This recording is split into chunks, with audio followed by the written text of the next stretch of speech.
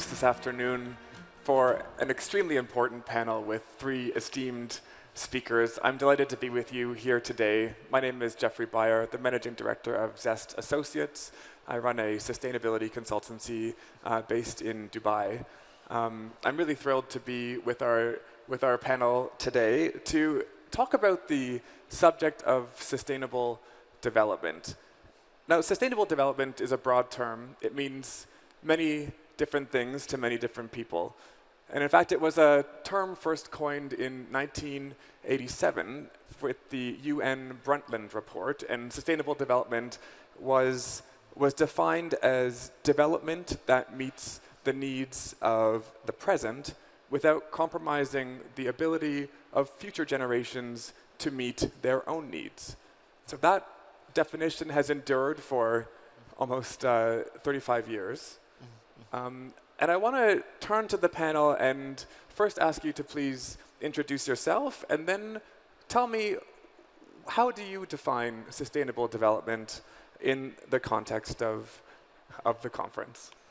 Thank you very much, Jeffrey. Glad to be here today in Riyadh, talking about sustainability and what it means for building owners and users. I'll start first by introducing myself, Mohanad AlShaikh. I've been with Johnson Controls for the past 13 years. As a company, sustainability is a core value that we try to promote in the type of products and services that we sell in the market. When it comes to sustainability, I used to work for the World Bank group some 20 years ago. And as we were just discussing, I was involved in something called the GDLN, the Global Development Learning Network. And it was a network built for knowledge transfer to take place between international development agencies and the recipients in client countries. And basically use technology, video conference technology, to achieve that purpose. And at the time, it was about the MDGs, the Millennium Development Goals, and now we're talking about SDGs and what that means to future generations. So going from sustainability as a concept and the importance of that for future generations to what we do in Johnson Controls Arabia to help in achieving the global agreed upon targets. When you look at buildings, the contributions of building to the global gas emissions, it accounts for almost 40%. 28% is from actual operational emissions, and the rest comes from the wall-to-wall consumption that relates to building materials, the manufacturing of it, the transportations of it. In Johnson Controls, we are a global leader when it comes to building technology. So we manufacture, we surface, and we maintain the operational technology.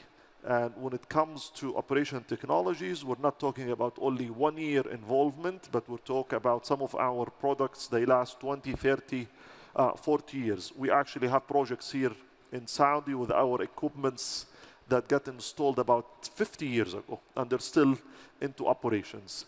So the issue of sustainability is close to our heart, and in recent years, we started not talking only about the products, but we talk about the products, and we talk about the IT and the smartness of products and how that contributes to the sustainability and eventually to the climate change goals.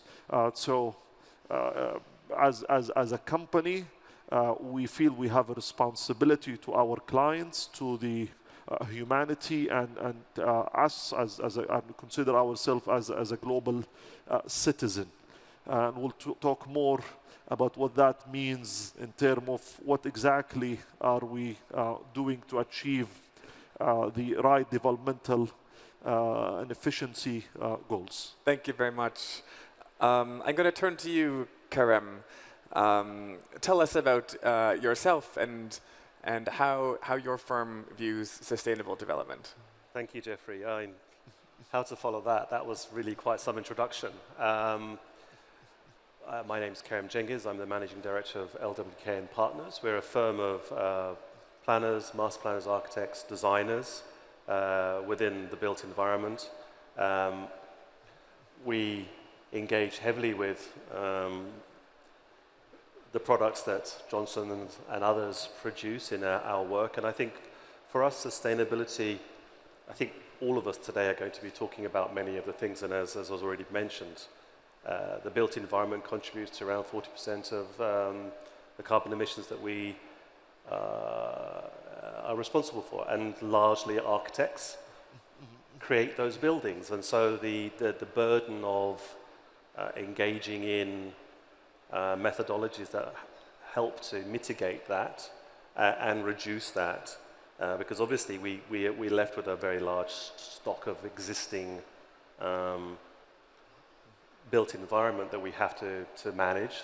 It's not just about the future, it's also about what's been created in the past. So I think for us, sustainability is really in the context of the environments that we create, and how we take all the information that's out there, all the technology that's available to us to work towards creating sustainable communities. I think in that context, and I suspect it will come on to a later section that we're going to talk about, our role is to actually understand the responsibilities that we have as designers, and to take all those agendas and pull them apart and reconstruct them into places where people want to live, and people can have a healthier, more harmonious life. Thank you very much. Let's look at it from an urban planning perspective. For us, Roshan is a national real estate developer powered by the Public Investment Fund, committed to delivering high-quality communities to Saudi citizens. How do you define quality of life within the context of sustainable development? Sure. Thank you, Jeff. It's a pleasure today being here. Thank you, everyone. My name is Fawaz Al-Harbi. I'm an architect by education and urban planner by practice. I have worked in a number of mega projects while my 20-plus career before I joined, when I joined PIF, and then later I joined Roshan. Now I'm part of Roshan family for delivering new standards for integrated communities within the kingdom. Now, when it comes to, the panelists said much of the definition when it comes to sustainable development, and I want to bring it to, within the context of quality of life. Although the CEO of the Quality of Life program said it all, but it's a perfect segue to what I'm about to explain now. Now, when it comes to quality of life, it comes to it's about promoting some certain qualities. It's promoting the quality of life of people by promoting the mental, social, emotional health of the well-being, in addition to other factors, for example, the economic, the financial, and so on. How do we provide options for people? Now for Roshan, we provide that by our integrated communities. For example, I don't have to drive all the way for like hours or to get what I need in terms of needs and wants. And that's basically the two sides of the coin, which is this is livability and lifestyles. Needs basically the need to live and to work, and wants is basically the needs to get entertained and shopping and as well, and the whole spectrum. So for us, we provide the quality, we improve the quality of life by providing options for many people, and that's also eliminating what economists call the spatial mismatch. Person X is working in the southern side of the city. He has to drive all the way to the northern side to get his life fulfilled. That's, of course, by any means is not sustainable for living. And this is why we provide these kind of options within our communities. Thank you. Thank you for that opening definition. And I think we can underpin the subject of sustainable development with, as was mentioned, the United Nations Sustainable Development Goals, the SDGs. There are 17 SDGs ranging from poverty, food security, climate change, environmental conservation, life on land, life below water, 17 different SDGs. They also include goals like decent work, economic growth, industry, innovation, infrastructure, and critically, sustainable cities and communities. Kareem, which of the UN Sustainable Development Goals most aligns with LWK and partners, and what steps are you taking to advance this agenda? I think the one you touched on last, number 11, is obviously sustainable cities and communities. It really lies at the heart of what we do as designers. I mean, ultimately we are, along with urban planners, we are the sort of the instigators of good and bad places. And so how we integrate all the different agendas in terms of creating sustainable cities. Obviously, sustainable is such a broad term, and you know, I don't think we have enough time here to discuss the pros and cons of all of it. But in terms of creating places that are harmonious, that are integrated, that are accessible, that are resilient, these lie at the heart of everything that we need to do as designers and planners. And so that very much works around the idea of macro to micro, because we create the larger blueprint for the city, and then we create the individual home or workplace that we as individuals inhabit every day. And I think the points that Fawaz was making about, I guess it's the 15-minute city agenda, it is really more and more part of the things that we need to consider. And that certainly sits within the context of a sustainable city and within a sustainable community. And largely it's about understanding the contextual drivers of the places you're designing. There's no one-size-fits-all. Yeah. I mean, here in Saudi, we see such diversity. The difference between Jeddah and Riyadh is remarkable, just as those two major cities, but we go from north to south. Absolutely. You see such a vast difference of climate, of topography. So the agendas that we have to adopt have to be flexible. They have to be practical. I think, you know, technology is a wonderful tool. Unless applied appropriately, it doesn't add value. I think sustainability has to add value in everything we do. Otherwise, it becomes, I think, a plaster and as a sop, as opposed to actually a solution. And how do you know if you've succeeded after designing a community like this? Are there metrics you use? Is it just a nice place to be? How do you feel that you've succeeded?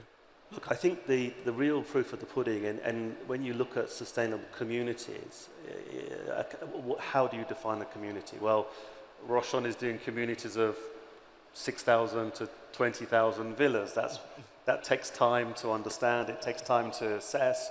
I think you can put the metrics in there in terms of working with individuals like yourself, in terms of understanding how we can place measures in place. But I think if you look at a smaller scale, as I used to work in the UK, we used to do a lot of urban regeneration within the city, where we were taking old sink estates, regenerating them away from the very vertical into a more horizontal. And those, you can measure lots of different sustainable outcomes in a very short period of time, but it has to have stakeholder engagement. And the stakeholders have to be committed to delivering those outcomes. And so do the community. And I think that's one of the things that, to an extent, is still rather lacking in current discussions across our region. We as the experts, I think, sometimes perceive we know the answers. I think we sometimes have to engage with our end users a little bit more to understand what's important to them. Yeah, that brings me very well on to my next question for Fawaz. You know, how is Roshan fostering the SDGs, especially within your integrated communities? Sure. First of all, let me address I mean, I like what you said about how do you feel that we have achieved the sustainability goals. For us within Roshan communities, because eventually these are tangible goals that we are achieving. When we reach into the reduction, for example, by applying certain sustainability KPI, we reach into the reduction of about from 15 to 20% of utility consumptions. That's tangible. Everyone can feel it. That's when we reach into the goal of affordable living. Everything is cut into half. Your dependency on car, your fuel consumption, and so on. So this is why sustainability is core, is deeply within the is a core pillar within Roshan, what we do within our communities, and this is from all the way from at the corporate level, in addition to the within the communities, and this is specifically for goal number 11, which is sustainable cities and communities. And we reach that by a number of tools. For example, the placemaking approach, and this is basically the way we see it. Is we look into the soft and hard part of the placemaking in order to reach the sustainable goals. The soft being the human. I mean, all of our communities are human-centric. We study persona. We know what are the needs required for those. End users, and we start applying those within our communities. In addition to the hard, which is the built environment, and it ranges from, we look into the walkability. You mentioned walkability earlier. How do we create the right microclimate that will promote walkability, that will invite people to actually start walking, even within the harsh environment, the demands of the harsh environment within different geographical locations within the kingdom. This is, I mean, providing the amenities within walkable distance. Connectivity, for example, I mean, looking at the right categories of each street, what goes in each of these streets, the concept of a complete street. I mean, we are completely connected to the public transit network once it's, I mean, it's in there here in Riyadh, and once in there in Jeddah as well. Our roads, even the smallest road, today we call it the living street, the Shara al-Highway, because it gives you life. I mean, once you are enjoying the living within your residential unit, you are within a living atmosphere. From the sidewalk, the general sidewalk, the bike lane, the shaded sidewalk, and so on. I mean, I keep going on, but we pay meticulous attention to everything goes above the public realm and below the road in terms of green infrastructure and grey infrastructure. And this is really, I mean, I like the presentation for Sir John. He mentioned the future risk and how do we mitigate that. For us, how do you future-proof our communities? The communities we build is really agile communities in terms of the infrastructure we provide and so on. So this is why I think this is key into our communities in terms of what we deliver for sustainable development. Thank you very much, Fawaz. Dr. Mohanad, I want to turn to you and ask for your reflections on the SDGs. We've talked a lot about some of the softer skills. I know Johnson Controls is more of a hard technology company. So, but tell me, with respect to the SDGs, how do you see that participating with your company? Thank you, Jeffrey. We always like to bridge the gap between the knowing and the doing. And as a manufacturer of technology, as an integrator player of the technology, I like what Jeffrey said here when he talked about Saudi and the different ambient temperature that exists. I mean, as a manufacturer here,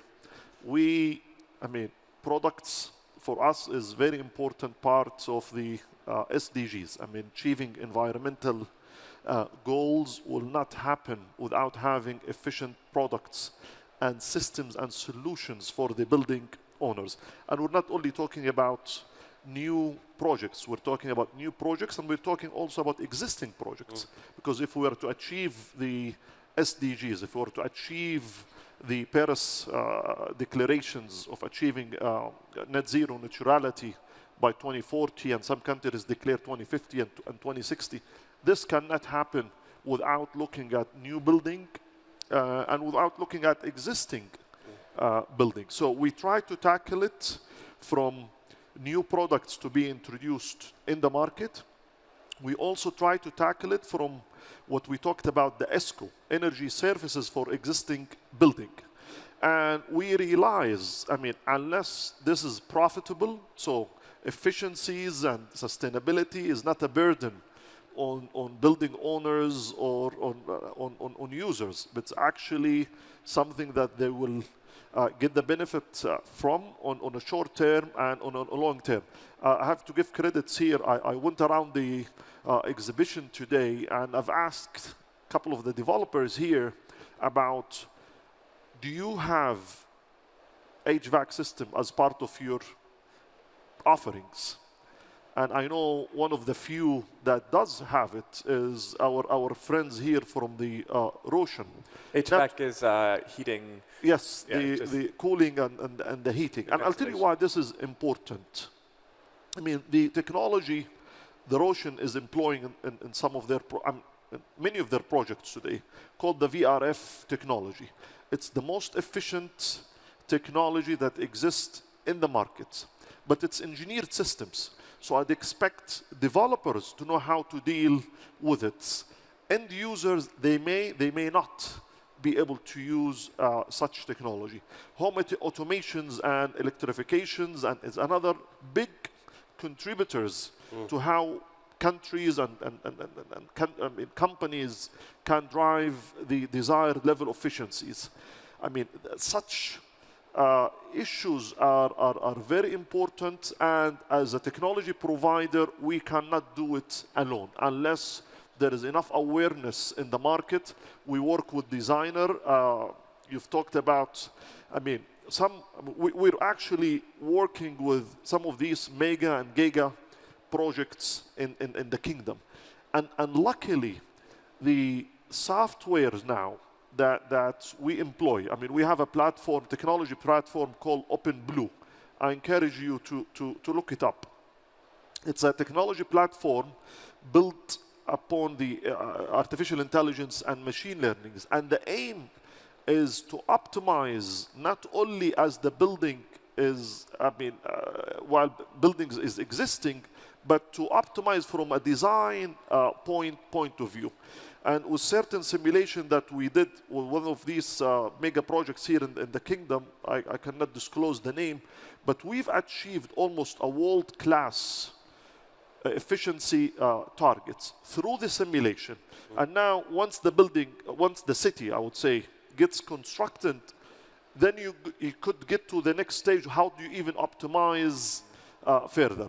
I think with the technology that we're offering, the technology that is available today in the market, we should be able to achieve the SDG goals and achieve some of these goals that get declared. And I believe we could even fast track it by many years. But it requires collaborations between designers, end users, consultants, and the public in general. Jeffrey, I'd like to just echo what Doctor says here. That collaboration, cross-industry collaboration is so important. I mean, Johnson is known for their automated products, their smart products. How we manage communities in an intelligent way to understand how, as you say, and as Farwa says, individuals can see the benefit is absolutely critical, because when you have that grassroots understanding, the uptake becomes much easier and much quicker. And so automation is something that our own approach to macro to micro, which is something that we've adopted from our roots in China, bringing in that integration of technology at an appropriate level is bearing tangible results. And hopefully, government entities such as Roshan, they're doing it because they really support it. We hope the private sector will also, who are usually less forward in coming forward, begin to understand and view the benefits. And I think that comes out from events like this. That's very interesting, actually. The interplay between technology and behavior is often one of those things that's very difficult, and there's a handover between a technology provider and an operator or a behavior. And being able to bridge that gap potentially with automation is a really interesting way of avoiding some of the mistakes that users may make, and instead focusing on the kind of technical capability of the technology. I want to just reflect for a moment on the level of ambition that we're seeing across the kingdom in all different domains. And with respect to sustainability, we're now in a framework of achieving net zero carbon emissions by 2060. We also have the Saudi Green Initiative and the Middle East Green Initiative launched last year. Some of the pillars include energy transition, biodiversity conservation, greening the desert by planting 10 billion trees. And of course, there's Vision 2030, which has driven development and has focused minds for many years. Fawaz, many of these goals involve investing in sustainable urban infrastructure that can enhance livability, increase competitiveness, promote health and wellness. Can you shed some light on current initiatives within the kingdom and at Roshan that align with this approach? 100% sure. So you mentioned some of those initiatives that have been initiated a couple of years ago. And I think chief among them, the being leaders in the green hydrogen production. I mean, this is starting in 2026. This is one, the circular economy, the green initiative for planting trees. I mean, this is the green Middle East for planting, I think it's 40 billion trees, and within the kingdom, 100 million trees. This is all, of course, part of the global movement for planting trees and fighting all of the actions happening within the climate change. And for us, within Roshan, we are also part of this larger ecosystem. Our KPI for trees, we have a pledge to plant 1 million trees within our communities and up to 65 million shrubs within our community. And that all goes within what I earlier mentioned to enhance the microclimate within our communities. Because the thing with open spaces at all levels, it touches all of our senses, including our spirit. So that's the sixth sense. So it goes with healing and so on. So it's all within the sustainability goals. But what I would like to mention also here, with all of these initiatives, there is also within the city planning ecosystem. I think there is one transformative initiative is being done for the last several years. What city officials are doing currently, they are shifting away from the conventional zoning ordinance, meaning that they usually see the city in flat layouts, flat maps. Currently, they are starting to adopt what is called form-based code. Basically, they start to see the city in three-dimensional way. With virtual reality, or how? How do you see it that way? Well, that's another dimension. Okay. But this what I'm talking about specifically is the regulations.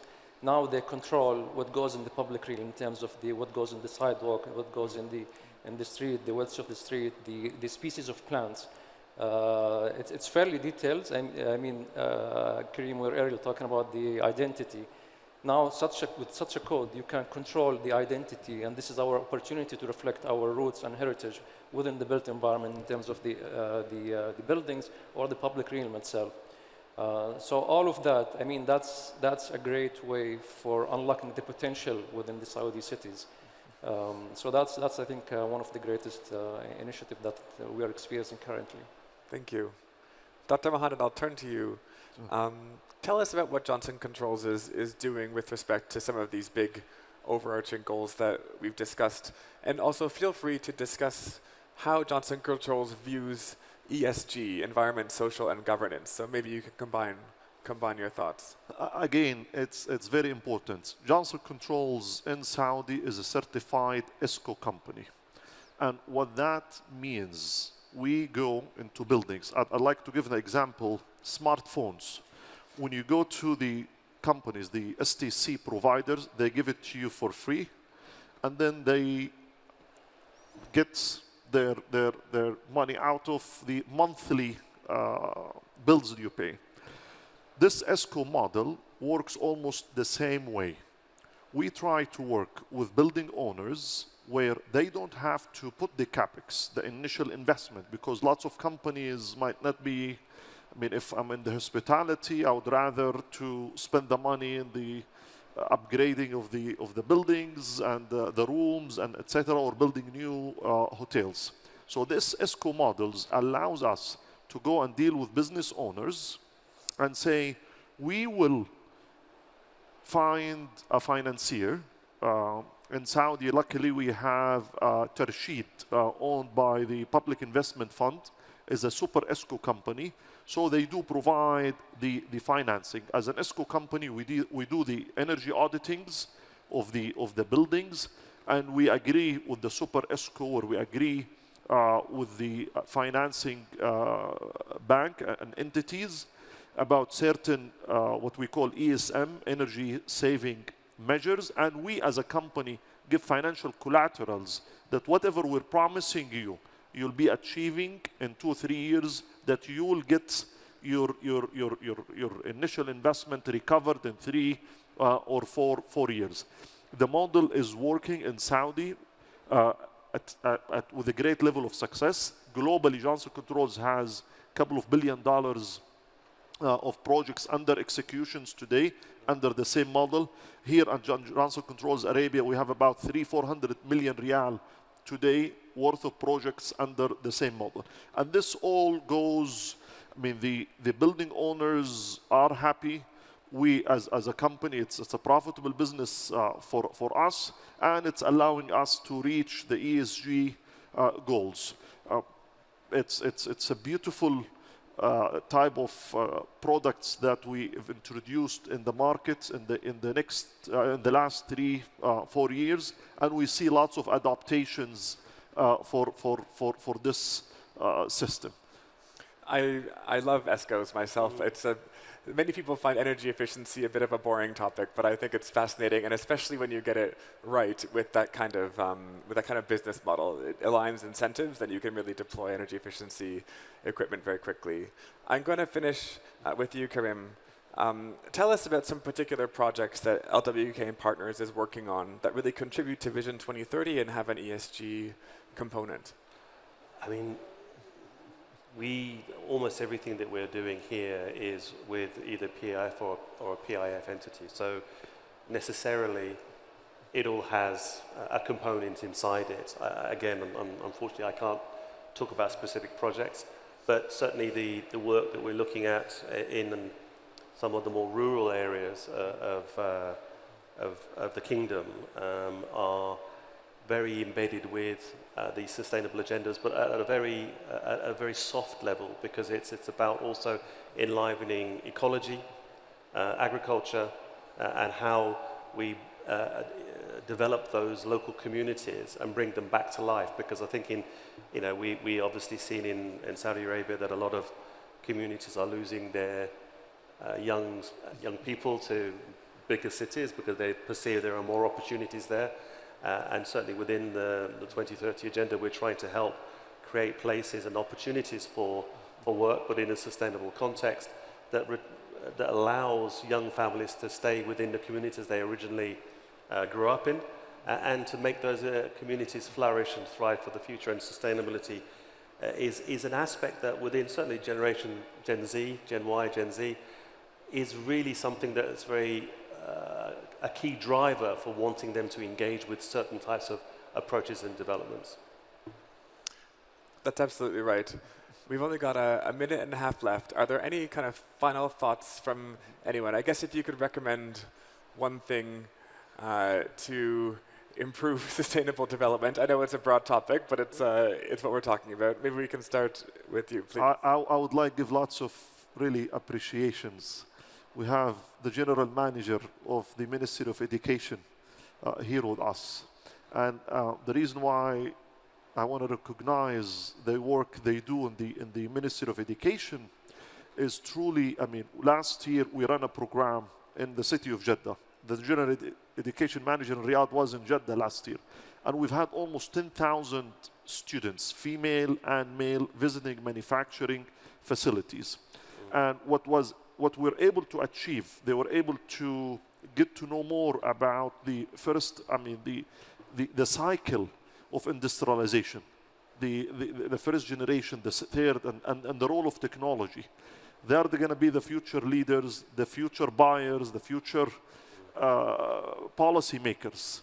And that, I mean, the work we do here cannot be achieved without future generations understanding and committing to sustainability. So appreciation to Dr. Naif Al-Zari. I know he's here in the audience. Thank you. Karim, Excellent. final thought? I think from my perspective, it's really about participation. It's easy to, and often convenient to sit back and watch from afar. But the only way that we're going to really instigate any change is by participating in that process, even in a small way. So I would encourage all stakeholders, whether they be the technologists, whether they be governmental, whether they be private developers or consultants, and the community to participate in a broader agenda that's related to sustainability and net zero carbon. Thank you. Fawaz, I'll give you one more shot. Yeah, sure. So I think in my opinion, I mean, with all been said about technology, the future of living is about the quality of life. Technology is only an enabler. It's a vehicle taking us to our destination, which is elevating the quality of life of everyone. So I think that's the key message I would like to convey today. Thank you. Thank you very much. Thank you all, audience, for joining us today. And I'd like to give our panelists a round of applause to thank them for their participation. Thank you.